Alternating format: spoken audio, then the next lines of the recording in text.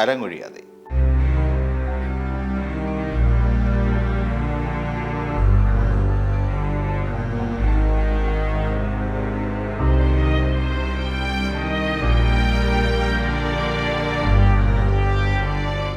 പഴയകാല ചിത്രങ്ങൾ പലതും വളരെ വ്യത്യസ്തമാർന്നതും പുതുമയുള്ളതുമായ കുടുംബ ബന്ധങ്ങളുടെ സങ്കീർണതകളെക്കുറിച്ചുമുള്ള കഥകളായിരുന്നു. അക്കാലത്ത് ആ വേഷങ്ങളൊക്കെയും മനോഹരമാക്കി തീർക്കാൻ അന്നത്തെ മുൻനിര നടിമാർക്ക് കഴിഞ്ഞു എന്നുള്ളതാണ് ഓരോ ചിത്രത്തിൻ്റെയും കെട്ടുറപ്പിന് നിദാനം. അതുകൊണ്ട് തന്നെയാണ് അക്കാലത്ത് തിരശ്ശീലയിലെത്തിയ അഭിനേത്രിമാർ എല്ലാവരും തന്നെ കാലങ്ങളെ അതിജീവിച്ചുകൊണ്ട് അഭിനയ സഫര്യയ്ക്ക് വിരാമമിടാതെ തന്നെ ഇന്നും മലയാളികൾക്കുള്ളിൽ മാതൃഭാവത്തോടെ തന്നെ ജീവിക്കുന്നത്. ചില സംഭാഷണ ശകലങ്ങൾ, ചില അഭിനയ മുഹൂർത്തങ്ങൾ, അങ്ങനെ പലതും ഇന്നും മലയാളികൾ ഓർത്തിരിക്കുന്നതിന് കാരണം അവരെയൊക്കെയും മലയാളി സ്വീകരിച്ചത് മനസ്സുകൊണ്ടായിരുന്നു എന്നതിനാലാണ്. അത്തരത്തിലൊരു സംഭാഷണമാണ് അശോകന് ക്ഷീണമാകാം എന്ന യോധ എന്ന ചിത്രത്തിലേത്. പുതുതലമുറയിലുള്ളവർ പോലും അത് ഇന്നും പല സാഹചര്യങ്ങളിലും ഏറ്റുപറയുകയും ചെയ്യുന്നുണ്ട്. അരശിമുട്ടിൽ വസുമതി അമ്മയെ മറക്കാൻ നമ്മൾ മലയാളികൾക്ക് ഒരിക്കലും കഴിയില്ല. ആ നടിയെയും നടിയുടെ ചലനങ്ങളെയും വ്യക്തമായി അവതരിപ്പിക്കാൻ മീന എന്ന കലാകാരിക്ക് കഴിഞ്ഞതിൻ്റെ ഫലമാണ് അരശിമുട്ടിൽ വസുമതി അമ്മ ഇത്രയും കാലം മലയാളികളുടെ ഹൃദയത്തിലും നാവിൻ തുമ്പിലും നിറഞ്ഞു നിൽക്കുന്നത്. മീന എന്ന നടിയെ നമുക്ക് മറക്കാൻ കഴിയില്ല, അതാണ് സത്യം. ആലപ്പുഴ ഹരിപ്പാടിനടുത്ത് കരുവാറ്റ എന്ന ഗ്രാമത്തിൽ കോയിക്കിലേത്ത് ഇട്ടിച്ചെറിയായിപ്പൻ്റെയും ഏലിയാമ്മയുടെയും മകളായി മേരി ജോസഫ് ജനിച്ചു. 1941 ഏപ്രിൽ 23 മേരി ജോസഫിൻ്റെ ജനനം. ഗ്രാമത്തിൻ്റെ നന്മകളും കലയുമായി ജീവിച്ച മേരി ജോസഫ് അഭിനയത്തിലേക്ക് കടക്കുകയായിരുന്നു. അക്കാലത്ത് നാടകങ്ങളായിരുന്നു സമൂഹത്തിൻ്റെ പുനഃസൃഷ്ടിക്ക് ഏറെ ചുക്കാൻ പിടിച്ചത്. സമൂഹത്തിന് നേരെ പിടിച്ച കണ്ണാടികൾ തന്നെയായിരുന്നു നാടകങ്ങൾ എന്ന് തന്നെ പറയാൻ കഴിയും. അങ്ങനെ അഭിനയത്തോടുള്ള അഭിനിവേശം മേരി ജോസഫിനെ നാടകത്തോട് അടുപ്പിക്കുകയായിരുന്നു. കലാനിലയത്തിൻ്റെയും ഗീത ആർട്സ് ക്ലബിൻ്റെയും നാടകത്തിലൂടെ അഭിനയം തുടങ്ങുകയും മികച്ച നടി എന്ന നിലയിലേക്ക് മേരി ജോസഫ് ഉയരുകയും ചെയ്തു. ആ ഇടയ്ക്കാണ് PA തോമസ് നിർമ്മാണവും സംവിധാനവും നിർവഹിച്ച കുടുംബിനി എന്ന ചിത്രത്തിലേക്ക് ഒരവസരം മേരി ജോസഫിന് ലഭിക്കുന്നത്. കുടുംബ ബന്ധത്തിൻ്റെ മനോഹാരിതയും കെട്ടുറപ്പും പ്രതിപാദിക്കുന്ന കുടുംബിനി എന്ന ചിത്രത്തിൽ മേരി ജോസഫ് അഭിനയിക്കുന്നത് 1964 പ്രേം നസീർ, തിക്കുറിശി സുകുമാരൻ നായർ തുടങ്ങിയ പ്രഗത്ഭരായ അഭിനേതാക്കൾക്ക് ഒപ്പമായിരുന്നു മേരി ജോസഫിൻ്റെയും അരങ്ങേറ്റം.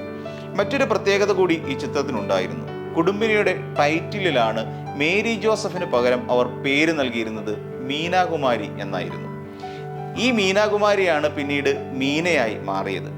മീന അഭിനയ രംഗത്തേക്ക് എത്തുമ്പോൾ മലയാളത്തിലെ പ്രഗത്ഭമതികളായ നിരവധി അഭിനേത്രികൾ അരങ്ങ് വാഴുകയായിരുന്നു.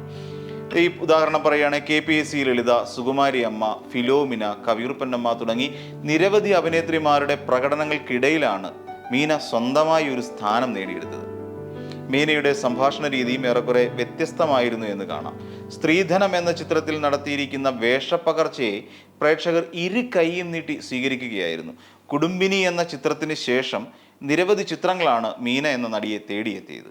കാമുകിയായും ഭാര്യയായും മികച്ച നടന്മാർക്കും സംവിധായക പ്രതിഭകൾക്കുമൊപ്പം പ്രവർത്തിക്കാൻ മീനയ്ക്ക് കഴിഞ്ഞു. സ്വന്തമായുള്ള സംസാര രീതിയും ശൈലിയും കൊണ്ട് മറ്റുള്ളവരിൽ നിന്ന് വ്യത്യസ്തത പുലർത്തിയ മീനയെ തേടി ഹാസ്യരസ പ്രാധാന്യമുള്ള വേഷങ്ങളിൽ ലഭിച്ചുകൊണ്ടിരുന്നു.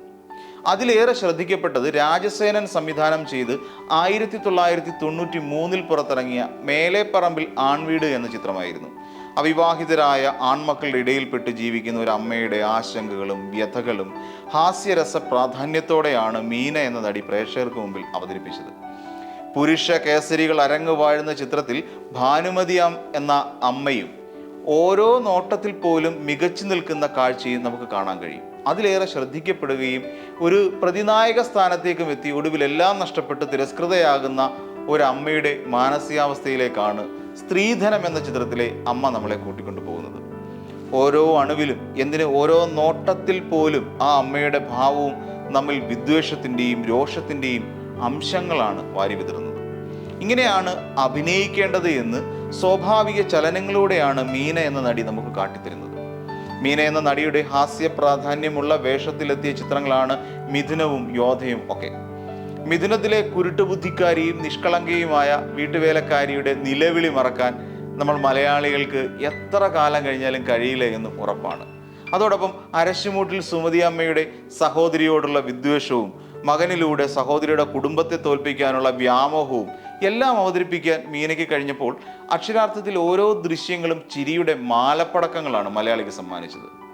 ഇത്രയും ചിരിപ്പിക്കുന്ന പാവത്തമുള്ള ഒരമ്മയായിട്ടായിരുന്നു മീനയെ മലയാളി കണ്ടത്.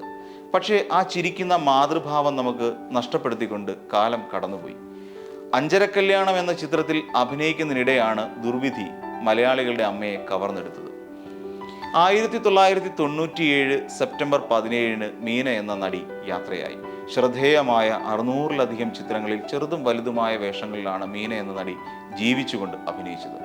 4 പതിറ്റാണ്ടുകൾ നീണ്ടുനിന്ന ചലച്ചിത്ര സബരിക്ക് അതോടെ വിരാമമായി. എങ്കിലും അരങ്ങൊഴിയാതെ വടിയെടുത്തുകൊണ്ട് ഒരു കുളത്തിൻ്റെ കരയിൽ നിൽക്കുന്ന ഭാനുമതി അമ്മയെ മറക്കാൻ, മകനെ ജീവന് തുല്യം സ്നേഹിക്കുന്ന സുമതി അമ്മയെ മറക്കാൻ മലയാളിക്ക് കഴിയില്ല എന്നുറപ്പ്. കാലമേറെ കഴിഞ്ഞാലും നമ്മൾ പറയും അശോകന് ക്ഷീണമാകാം.